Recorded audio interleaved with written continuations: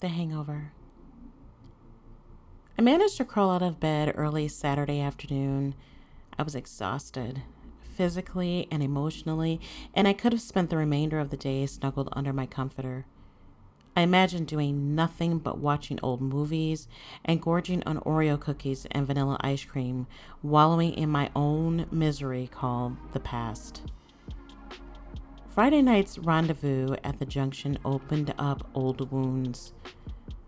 Thank goodness Kai was with my parents. I desperately needed some time to myself.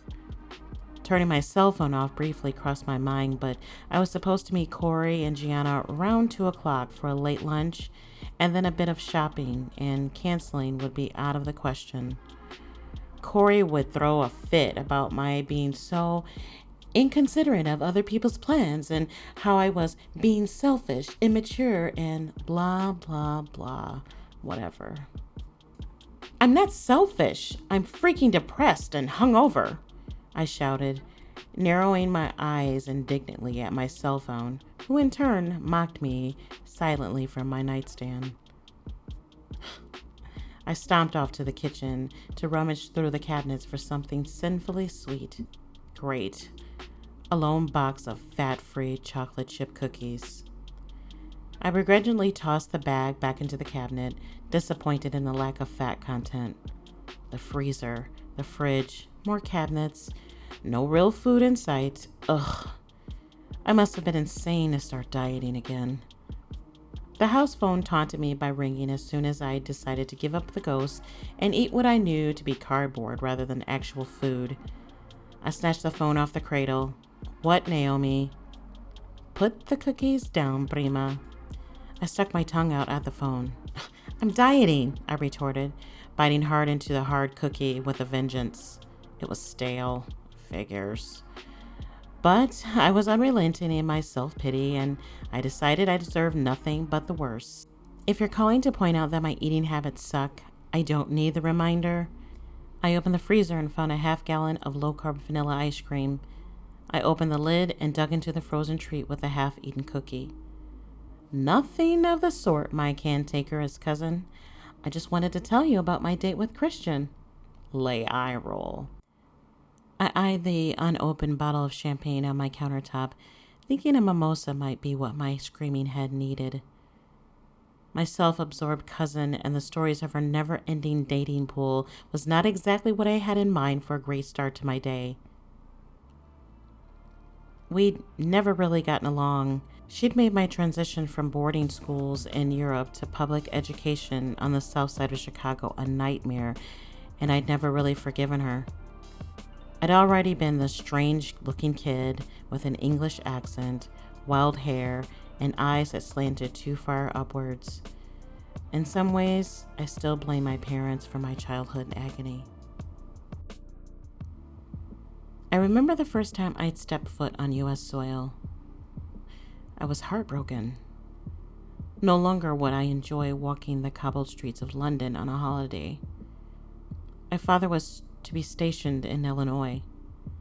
I would now be an official resident of the land of corn and, well, pumpkins. My quiet mornings sitting at the kitchen table taking my lessons from my mom as she spoke in Spanish would be a thing of the past. Cuentas en cinco. Counting fives, she would say, over the slow tet, tet, tet of a knife slicing through onions, potatoes, and carrots. 5, 10, 15, 20, 5, 10, 15, 20. I would say this to the rhythm of the knife striking the cutting board. Repites. Repeat. Anna, my mom, forever the epitome of a virtuous woman, diligently mixing Spanish and Nigerian-influenced dishes, all while yelling at me about my frustration with math figures. Our last modest little flat in Cambridgeshire was no longer my home. My reality was now an old Victorian in dire need of some TLC. I had trouble adjusting to life that was public schooling, and I quickly became an introvert. Grade school was tolerable, junior high was horrendous, and high school was an absolute nightmare. I stayed in the publications room my entire high school career. Okay, I'm exaggerating, but it's mostly true. 40% was in my AP classes, and 60 was definitely in the computer-filled room that housed beginner's journalism, yearbook, and the LinkedIn newspaper. My senior year, I skipped out on phys ed and took my fourth period as Mrs. Mastrangeli's teacher's assistant.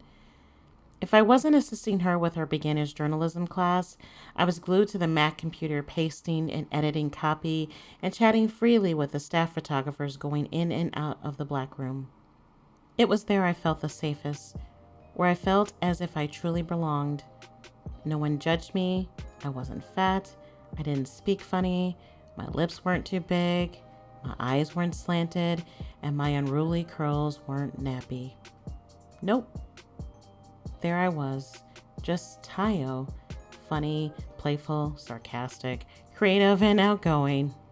I could disappear behind my sources and drown my sorrows in drop caps, pull-out quotes, and double cheeseburgers with supersized fries. It was in that room where I started to regain the confidence and the sense of self I'd lost somewhere in the Atlantic. I began to embrace who I was and where I came from. But 14 months later, I was 19 and a new mom. Hey, I hope you enjoyed this quick recording of some more writings of mine. This is the continuation of Taiyo's story. It might be a little bit convoluted, I guess, because I was kind of writing just when I felt like it. So I'm trying to put it and piecing it together, I suppose. Anyways, if you liked what you heard and want to hear more, feel free to hit that subscribe button and the bell notification so you'll know every time I upload.